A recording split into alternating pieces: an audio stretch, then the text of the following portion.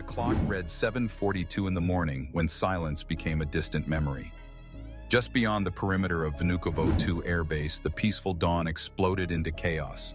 Russian Ka-52 Alligator attack helicopters erupted from concealed positions within the forest edge, accompanied by Mi-24 Hind escort craft and ground forces equipped with 9 M133 Kornet anti-tank guided missile systems.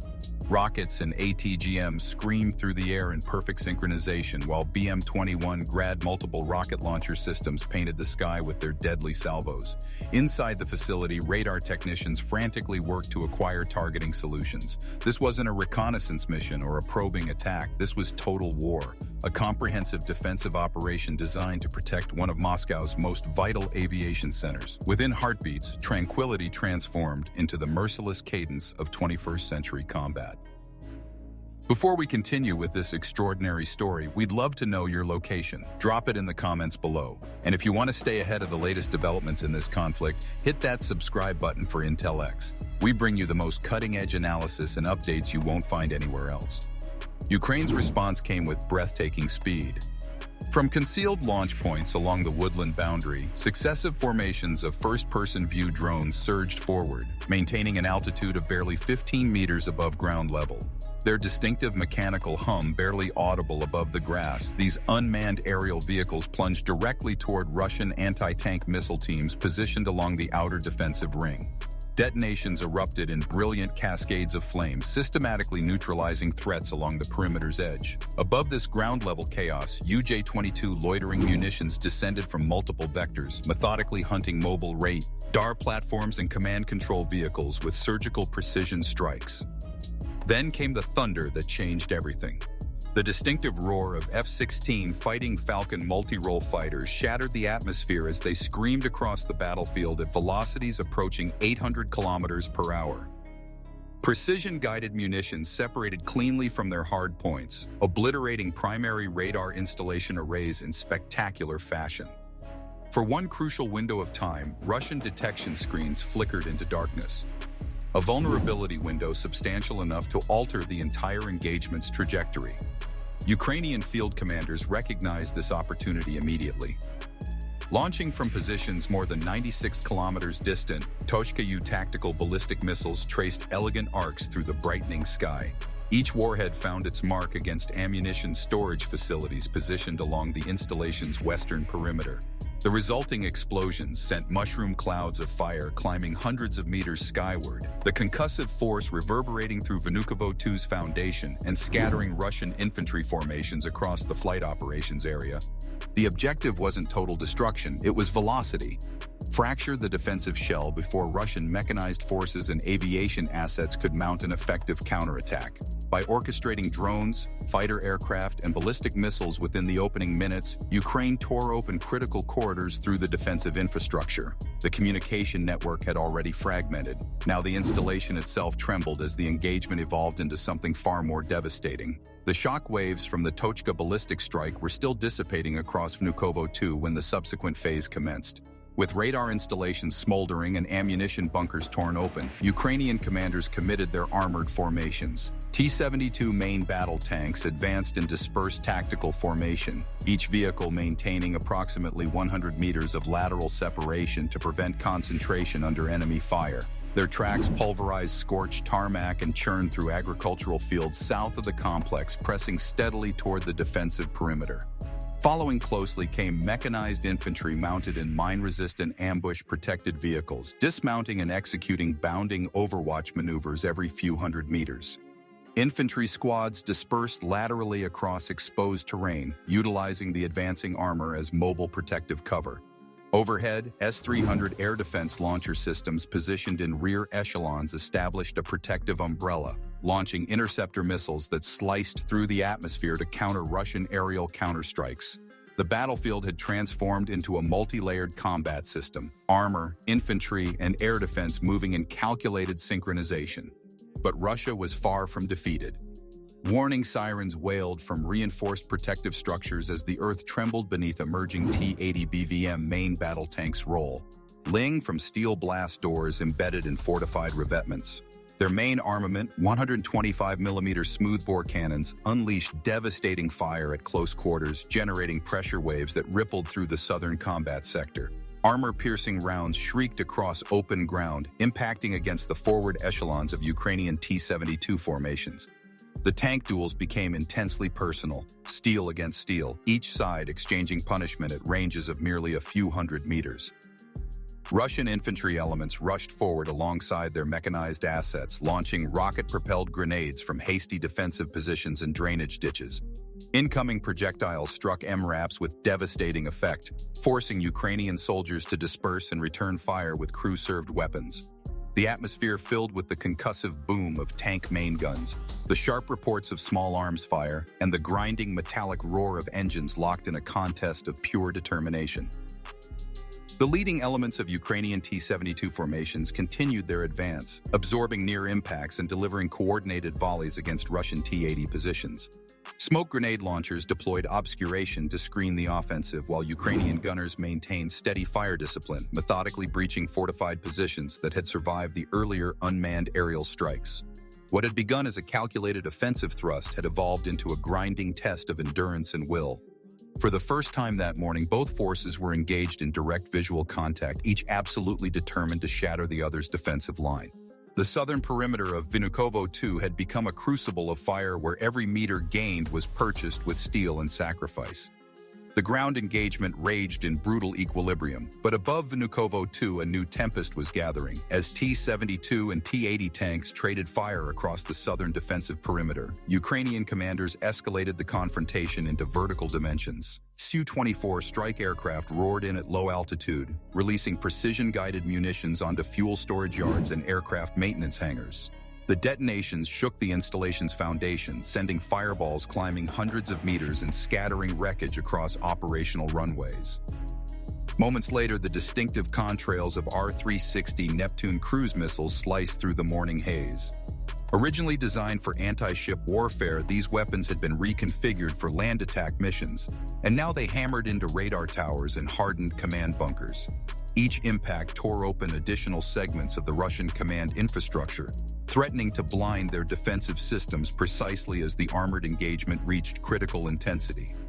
Russia responded with equal ferocity. Ka-52 attack helicopters surged from eastern positions, launching anti-tank missiles at advancing armored columns and strafing Ukrainian infantry as they maneuvered between covered positions.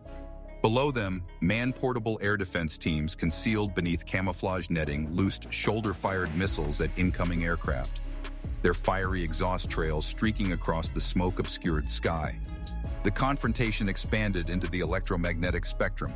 Russian electronic warfare units transmitted powerful jamming bursts, disrupting drone control links and forcing several unmanned aerial vehicles into uncontrolled flight. Ukrainian operators countered with frequency-hopping transmission protocols, fighting desperately to maintain their first-person view swarm connectivity. The result was absolute chaos. Radar displays flickered intermittently, aircraft vanished from tracking systems, and missile guidance locks broke mid-flight. The sky had become a shifting tapestry of fire and electronic interference. Explosions illuminated cloud layers with orange flashes, while contrails and black smoke twisted into patterns that transformed navigation into pure gamble. Pilots flew without reliable instrumentation for seconds at a time, relying on instinct as much as instruments, only to reacquire targeting information in sudden bursts of engine flame. Neither force could claim aerial superiority. Every strike generated a counterstrike. Every elimination answered with a loss.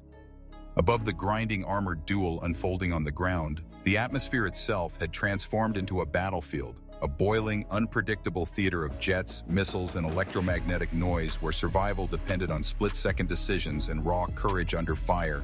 The skies over Vnukovo II continued boiling with missile contrails and burning wreckage when the engagement shifted once more. With Russian helicopters pressing from above and tank duels grinding along the southern perimeter, Ukrainian commanders unleashed a capability designed for close-quarters disruption that would fundamentally alter modern warfare. Unmanned ground vehicles. From smoke and rubble emerged robotic quadrupeds, compact platforms no larger than standard military rucksacks, each configured with automatic carbines or grenade launcher pods. They maneuvered low across cratered terrain, weaving through collapsed structures and destroyed vehicles. Their mission was straightforward yet ruthless: flush Russian infantry from fortified bunkers and trench systems.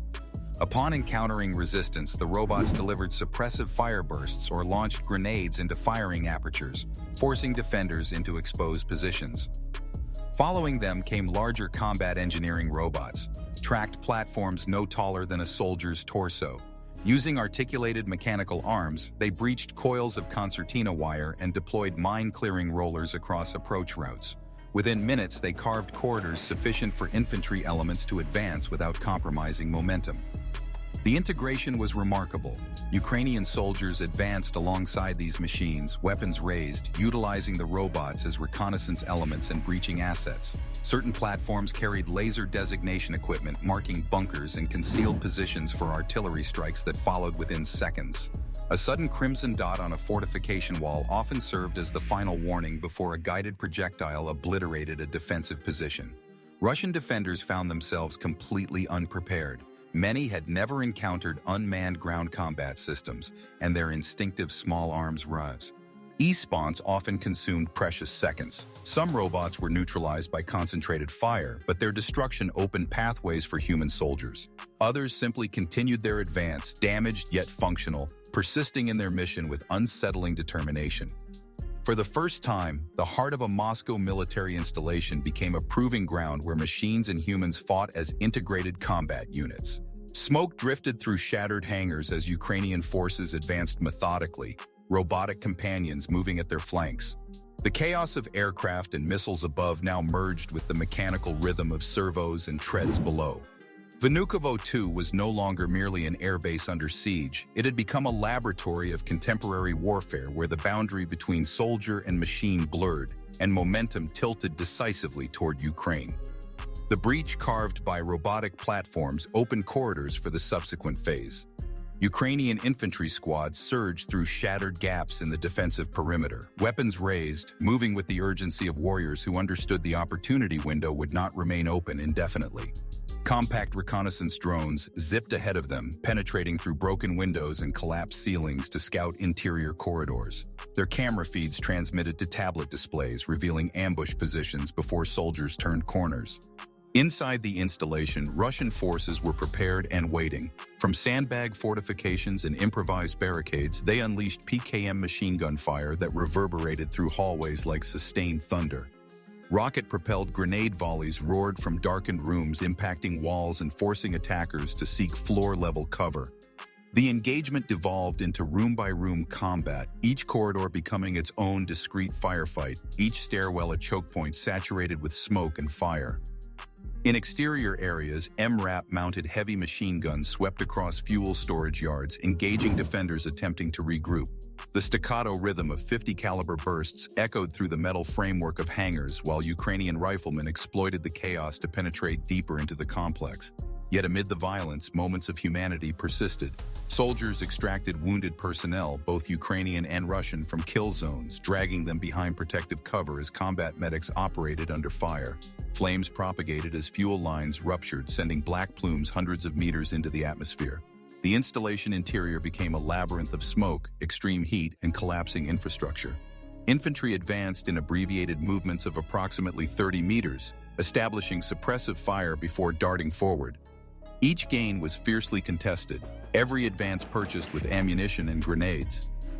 The clash was no longer about technological superiority or missile systems. It was human beings locked in desperate close-quarters combat within Vnukovo 2. The sterile organization of a military aviation facility dissolved into chaos where drones hovered in stairwells, armored vehicles delivered fire across courtyards, and soldiers fought face-to-face in the suffocating haze. The installation's core was hemorrhaging, and both forces understood the outcome of these. Brutal room clearances would determine the entire battle's resolution. The firefights inside hangars and bunker systems depleted both forces, but momentum was shifting irreversibly. With Russian defenses fragmented and defensive lines thinning catastrophically, Ukrainian commanders prepared the decisive blow. Tochka tactical ballistic missiles launched from positions exceeding 96 kilometers distant, their trajectories carving across the morning sky before plunging earthward into the installation. The primary command bunker absorbed a direct impact, the detonation generating a shockwave that rattled structures and silenced radio communications across Vnukovo 2. Above, F-16 fighters swept in at low altitude, hunting convoys of transport vehicles and armored carriers racing toward Moscow's highway ring system. Precision-guided munitions shredded the columns, leaving burning wreckage scattered across the asphalt. Overhead, coordinated swarms of drones descended upon radar dome installations, striking almost simultaneously in synchronized bursts. Each detonation removed another component of the installation's defensive architecture until displays went dark and communication nodes fell silent. By mid-morning, Vnukovo 2 was shattered beyond recognition. Runways lay cratered and operationally unusable, radar systems reduced to twisted metal sculptures. Surviving command personnel were either captured or retreating in disarray. The once secure hub of Moscow's air command infrastructure lay crippled, its operational capacity erased within a matter of hours. The engagement that had commenced with firestorms and armored duels concluded in eerie silence. Ukraine had seized the initiative completely and decisively. The thunder of final strikes faded into morning stillness, leaving Vnukovo 2 in ruins. Ukraine had accomplished its strategic objective. The airbase was neutralized, its runways rendered unusable, its command infrastructure obliterated. Strategically, Russia now confronted extended scramble times for bomber aircraft and the costly necessity of dispersing aviation assets across less secure alternate facilities. Yet the larger question hung heavy in Moscow's air. If the capital's own defensive hub could fall so completely, what fortress remained truly secure? Amid the devastation, Ukrainian medics tended to wounded Russian soldiers, proof that even in victory, humanity could endure. Black smoke rose thousands of meters skyward, a stark symbol of warfare's evolved nature. If this analysis resonated with you, please show your support by liking this video. Comment 1 to stand with Ukraine. Comment 2 if you believe in peace and reject the brutality of war. And comment 3 if you have feedback on how we can improve our content. This is IntelX, bringing you the stories that matter, the analysis that cuts deep, and the truth that shapes history. We'll see you in the next one.